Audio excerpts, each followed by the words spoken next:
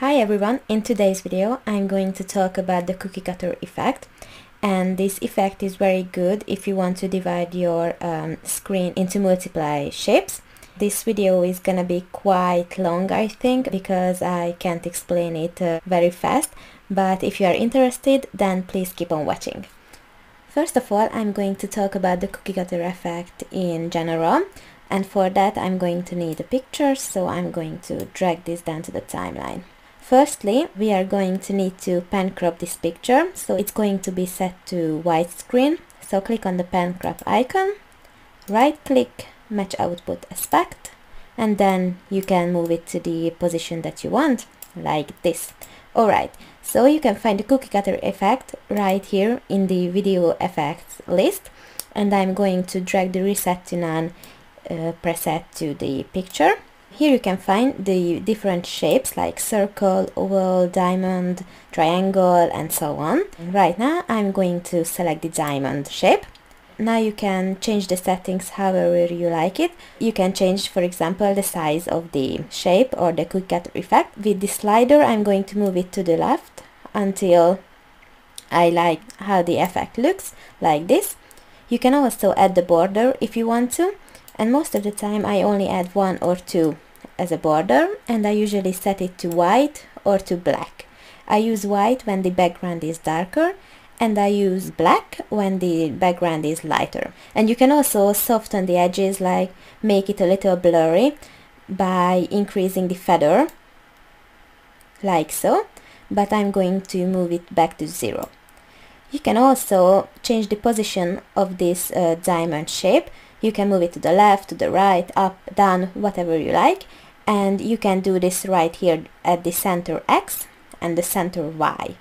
You can type in for example 200 instead of 500, and that's going to move it to the left. And if you change the center X number to 200, it's going to move it upwards. But you can also click on this square thingy, and with the arrows on your keyboard you can just press the down key to make it move downwards, or you can simply click with your left mouse and manually drag it to the position that you want it to be. A very important step is saving a preset that you like and that you want to use in the future. Saving presets can save you so much time, and you can save a preset by clicking right here, naming it something like white diamond, and then click on this save preset icon and X the window out, and this preset is going to appear at the very end of your preset list. Pen cropping the picture before adding the cookie cutter effect is really important, because if you add this same effect to the non-cropped version of the picture, it's not going to look the same. For example, you can see that the effect stops where the edge of the picture is, and you can't move it to the very left because it's not going to apply to the part where your picture is basically not. As soon as you change the settings to match output aspect, you can move it wherever you want. Now I'm going to show you how you can make columns or rows. So for example, I'm going to show you how you can make this. First of all, as I said before, I'm going to quickly pen crop it to widescreen, and then I'm gonna add the reset to none cookie cutter. So when you click on the drop down menu, you are going to see that there are no columns or rows, and when I started VIDDING I was very confused because I had no idea how to make them. But then I realized after quite some time that if you select square and you set the repeat X or the repeat Y to 10, you are going to get a row or a column. First I'm going to make the size a lot smaller, for example to 200, and I'm also going to add a white border to it.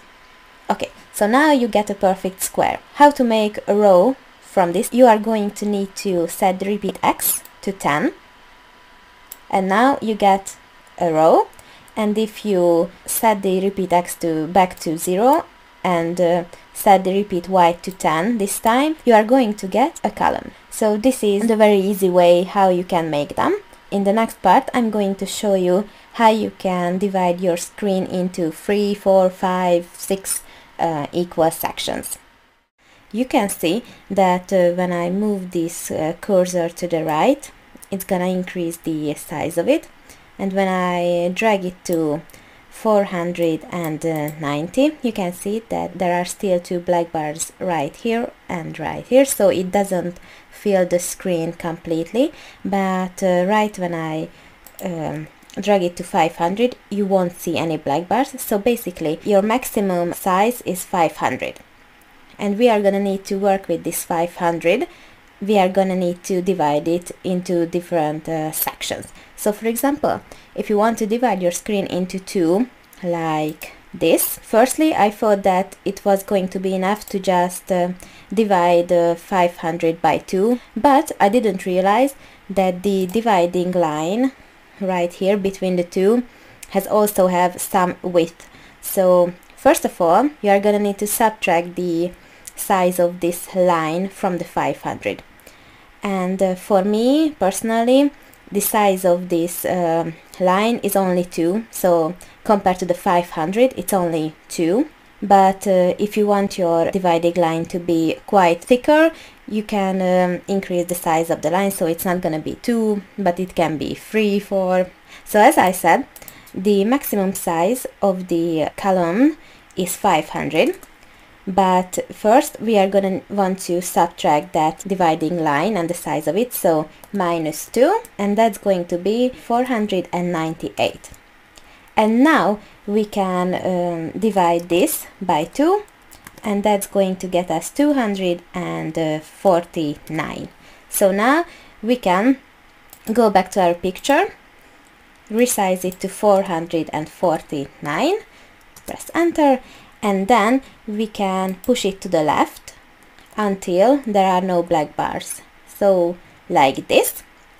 And we will do the same thing with this picture, so add the column, square, Y to 10, and again type in 249. Oops, I'm going to move them to the same place, and now move this one to the right until there are no black bars on the right, like this. But I still think this is too thick for my taste, so I'm going to change the center X to 757, like so. And when you want to use these same settings or same presets in the future, you are going to want to save them. So I'm going to click on the event FX of this picture, and right here I'm going to type in half left, and then press on the save preset icon. And when I do this, it's going to appear right here, and I'm going to do this with the right one too, so half right, save, and this is right here. So when I want to use the same things in the future, I can drag down two pictures like this, quickly pan crop it to fill the whole screen, and then half left to this one, drag half right to this one, and now it's ready. And after you have this, you can move them into the position that you want them to be, like so. So in the future you won't have to always do the same settings. If you save the preset, you can just quickly drag it onto the picture. Alright, so as we did with this picture, you will see that I made a little help right here. So when we want to divide it into two columns, there are only one space or one line, and the width of it is 2 units. So first we subtract that from the 500, so the full size, and then when you have this number, you can divide that by 2, and then you have the size of the column when it's divided to 2. So with the 3 columns, the only difference is that you have 2 dividing lines, so you have to subtract that 2, so the size of the line, twice, which makes it 4. So now let's quickly go through how we would do it with the 3 column. So as I said, the full size is 500. But since we have 2 lines, we are going to have to subtract 2 ones for this line, and then subtract another 2 for this line, and that makes it 496. And since we have 3 columns, we are going to have to divide this to 3 equal sections, so divided by 3, and that equals approximately 165. So now we have the number and the size of one column when it's divided into 3. So let's go back to the program, and I have this section prepared right here.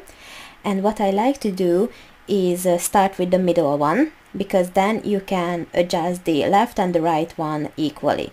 So let's firstly add the column to the middle one, so square, repeat y to 10, and we got the size of it at 165 when it's divided into 3. So let's type it here. Done. And to avoid always typing these settings in, we can click on the key right here, right click, click on copy, exit out, and now we are going to do the left one, so make sure that it appears. Click on the reset to none or whatever preset you want, drag it onto the button picture, and now click on the key and right click, paste. And you can see that it applied the exact same effect to it, but we don't want it to be in the middle. So let's click on the square and move it to the left by clicking on the left arrow on your keyboard until we have the desired effect, so like this. So again, do this with the picture on the right, so drag whatever preset you want onto it, because we are going to paste again the same settings. So again, it's in the middle, but we want it to be on the right. So click on the square, drag it to the right with your arrows until it's in the perfect place. So like this. And after this, you can move your pictures into the position that you want. And I would really like to advise all of you to save these presets, like I already did right here. You can see it says free and left. So this is the preset for this. Right here it says free middle for this and free right to this. You will see that I have a lot of these pre-made effects, like half left, half right, half top, half bottom, free top. So when the screen is divided into 3 rows, so free top, free middle, and free bottom. It would save you so much time if you save these presets, because then I can just quickly drag them onto the pictures and done. You don't have to calculate again and type in the numbers. And the same goes for the 3 and 4. You can see 3 lines here, and that makes it 6. So you have to subtract 6 from the full size and then divide it by 4, since it's 4 columns. And with the 5 columns, you have 4 lines, which makes it 8 that you have to subtract from the full size, and then you have to divide this number by 5 because you have 5 columns. And this is the same if you do the horizontal rows, because that's also 500. I'm going to show you. Let's drag down another picture right here, quick clip and crop it, and square, repeat x to 10 this time, so not the y, and you can see that it's set to 500 and it fills the whole screen. As soon as I lower it to 490, there are going to be black bars right here. So the same settings and calculation can go for the horizontal version of it.